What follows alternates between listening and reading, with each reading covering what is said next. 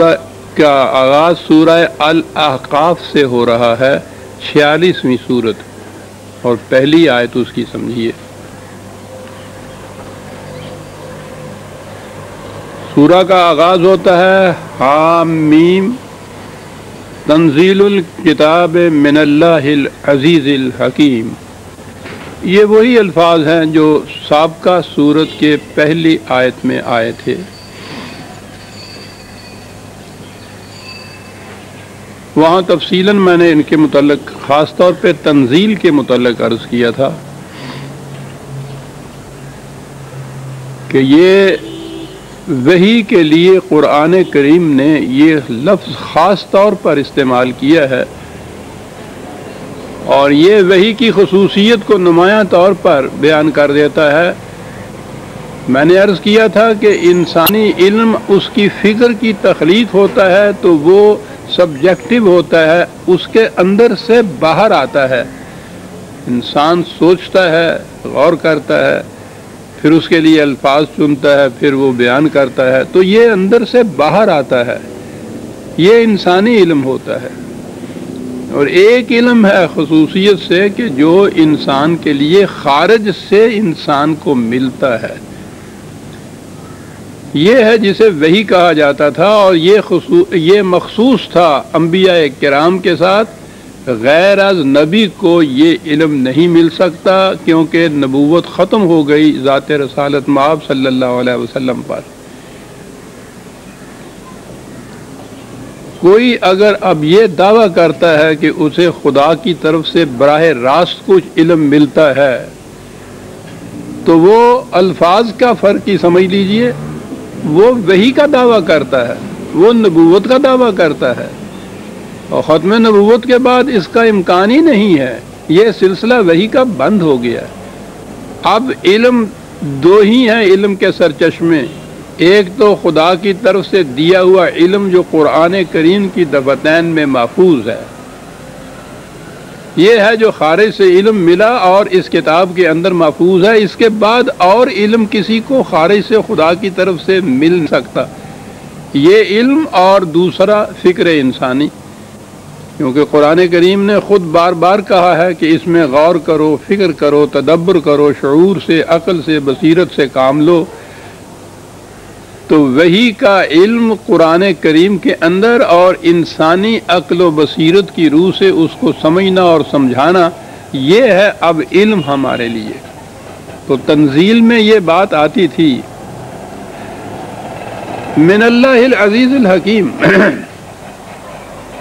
یہ وحی ملی تھی نبی اکرم صلی اللہ علیہ وسلم کو، اور آج قرآن میں ہے، اور یہ ملی تھی وحی اللہ کی طرف سے جو عزیز اور حکیم ہے۔ پہلے بھی کئی بار یہ چیز آ چکی ہے کہ قرآن کریم میں اللہ تعالیٰ کی صفات بیان ہوئی ہیں۔ یاد رکھیے ہم ذات باری تعالیٰ کے متعلق تو کوئی تصور میں بھی نہیں لا سکتے کہ وہ کیا ہے، کیسی ہے، اس کی کنہ اور حقیقت کیا ہے، ماہیت کیا ہے، تصور میں بھی نہیں لا سکتے۔ وہ انسانی فکر سے ماوراء ہے، انسانی فکر محدود ہے اور وہ لامحدود ہے، اور کوئی لامحدود شے محدود کے دائرے کے اندر آ ہی نہیں سکتی۔ وہ تو ذات خداوندی ہے، ہم تو اس کی یہ صفت کہ وہ ازلی ہے، اس کو بھی ذہن میں نہیں لا سکتے۔ ذہن انسانی تو کسی وقت سے شروع ہوتا ہے، اور ازل کے معنی یا ابد کے معنی تو ہوتا ہے جس میں وقت ہوتا ہی نہیں ہے۔ ہم تصور ہی نہیں کر سکتے کہ وہ کب سے خدا ہے۔ تو ذات خداوندی کے متعلق تو ہم کوئی تصور نہیں کر سکتے، اسی لیے اس نے اپنی صفات سے اپنا تعارف کرایا ہے۔ یہ صفات خداوندی ہیں، اور وہ الف لام کے ساتھ ہیں، جس کے معنی ہیں کہ یہ مخصوص ہیں خدا کے لیے، لیکن ان کے بیان کرنے کا مقصد صرف یہی نہیں کہ خدا کی ایسی صفات ہیں، بلکہ یہ کہ وہ بندہ مولا صفات جس کو کہا اقبال نے، یہ اس لیے دی گئی ہیں کہ انسان اعلی حد بشریت، جتنا بشریت کی حد کے اندر ممکن ہے اپنے اندر یہ صفات پیدا کرے تو گویا یہ بشریت کی حد کے اندر مومن کی صفات ہیں، اور انفرادی طور حیثیت سے آگے بڑھیے تو امت مسلمہ کی صفات ہیں۔ یہ ایک مومن کو ایسا ہونا چاہیے، اور انہی مومنین پر مشتمل جو امت متشکل ہوتی ہے اس امت کو ایسا ہونا چاہیے۔ تو صفات تو بہت سی ہے قرآن کریم کے اندر، تو اب ذہن میں رکھیے کہ یہ امت مسلمہ جو ہے اسے ان صفات کا حامل ہونا چاہیے جتنا بشریت کی حد کے اندر ممکن ہے۔ خدا کی یہ صفتیں لامنتہا، انسانوں کے اندر آ کر یہ محدود، لیکن مومن یا امت مسلمہ وہ ہے جن کے اندر خدا کی یہ صفات منعکس ہوتی ہیں۔ اب یہی جو صفت ہیں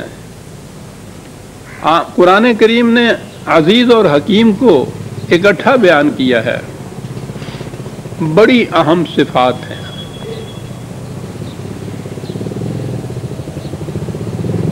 عزیز کے معنی ہے صاحب قوت، غلبے کا مالک۔ قوت تو استبداد سے بھی ملتی ہے، جبر سے ملتی ہے، ظلم سے مل جاتی ہے۔ قوت تو چنگیز اور ہلاکو کے پاس بھی تھی۔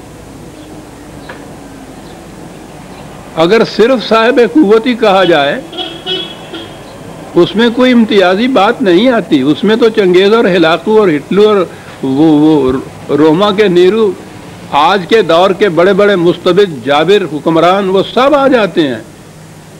لیکن اس نے العزیز کے ساتھ الحکیم بھی کہا۔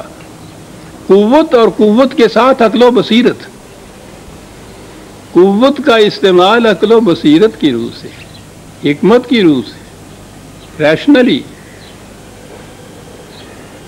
تو قوت اور عقل و فکر یہ دو چیزیں اکٹھی ہوں تو پھر یہ صفات خداوندی جس قوم کے اندر جھلکتی ہوں اس قوم کو کہا جائے گا کہ یہ خدا کی صفات کو لیے ہوئے دنیا کے اندر ایک مملکت، ایک نظام قائم کرتی ہے۔ قوت تو نظام قائم کرنے کا نام ہے، تو نظام جو ہے وہ استبداد کا، ڈکٹیٹرشپ کا نظام نہیں ہے، قوت کے زور پہ نظام نہیں ہے، شمشیر اور بندوق کا نظام نہیں ہے، بلکہ اس کے ساتھ الحکیم ہونا بھی بڑا ضروری ہے اس نظام کے لیے۔ عقل و بصیرت، دلائل، ان پر مبنی نظام۔ یہ اگر الگ الگ چیزیں رہیں تو نہ صرف یہ کہ یہ نظام خداوندی نہیں بن سکتا، بلکہ وہ الگ دو چیزیں تو انسان کو انسان بھی نہیں بناتی۔ اقبال نے بڑی عمدگی سے یہ بات کہی ہے کہ رائے بے قوت ہما مکر و فسوں، اور قوت بے رائے جہلست و جنوں۔ محض عقل و فکر، دانش اور قوت اس کے ساتھ نہیں تو کہا وہ تو باز بن کے رہ جاتے، بلکہ اس سے بھی آگے وہ مکر و فسوں کہتا ہے۔ عقل ہیلا کار اگر تنہا ہے اور اس کے ساتھ قوت نہیں ہے تو عصا نہ ہو تو کلیمی ہے کار بے بنیاد۔ تنہا عقل بغیر قوت کے دنیا میں کچھ نہیں کر سکتی۔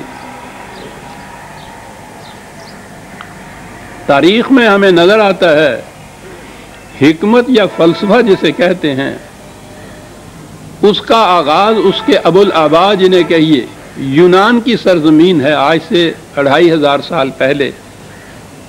سقراط اور پلیٹو وغیرہ وہ اسی دور میں یونان میں ہوئے، اور وہی ہیں حکمت یا فلسفہ کے آج تک ابتدائی بانی، اسی لیے ابوالآباء کہا جاتا ہے سقراط کو۔